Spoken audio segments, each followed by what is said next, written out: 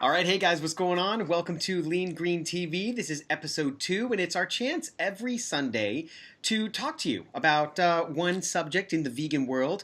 Over here, we have Heather Borders from Kylo Nutrition. What's up, Heather?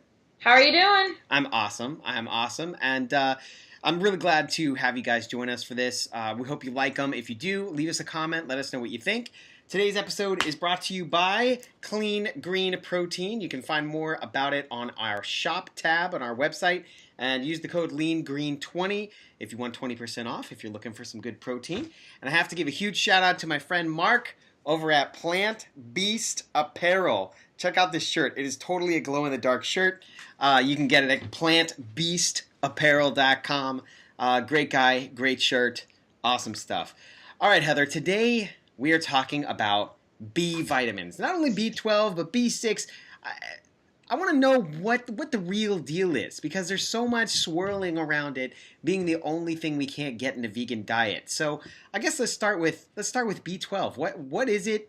How do we get it? And what do you recommend? Sure. So B12 is actually exclusively made by microorganisms typically living in the soil and water. And so most of our food is so sterilized, and so it's decreased in a lot of the food that we're eating, especially the plant foods.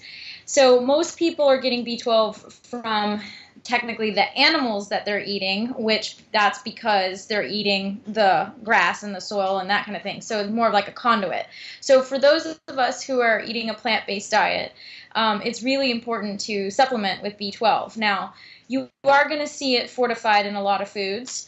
But there's a lot of research out there that not only are people who follow a plant-based diet deficient in B12, but even omnivores are actually deficient in B12 as well. So I highly, highly recommend supplementing with B12, and at the very least, understanding what your B12 levels are.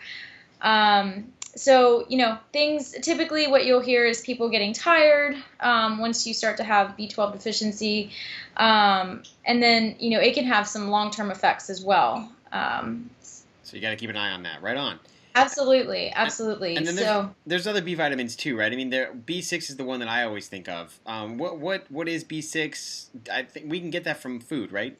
Correct. So B6 is, we're rarely seeing deficiencies in B6 at this point. So you can definitely get it in food. Sunflower seeds, bananas, avocados, spinach, whole grains, that kind of thing. You don't need much of these micronutrients. You really don't. With B12, you're looking at about 2.4 micrograms every day.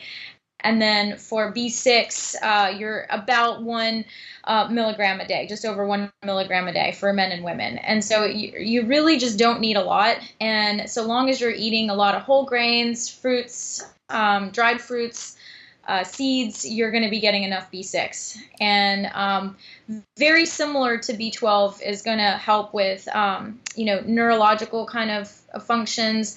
B6 is important for hemoglobin synthesis. And a lot of brain development as well. Yeah, I want my brain to keep developing, so I'm going to make sure I get enough B6. So for real, guys, B12, B6, they're very important. The biggest and most important thing that we want you to take away from this is eating a whole food, plant-based diet, and getting your nutrients from food is the best way to go. Heather sees patients, clients all the time, helping them with their nutrition, and it's always trying to press that reset button, trying to get more whole foods into their lives. What is that? Well, it's apples, it's carrots, it's celery, even like bumps on a log. What a great snack, right? For me, I'm thinking of kids, but for Heather, she's dealing with adults on a daily basis. Guys, we can eat this stuff. We can do it. It's not that hard. I believe in you. And, you've got me and Heather here every week to help guide you through a couple different things. So, Heather, any last things you want to say before we say goodbye?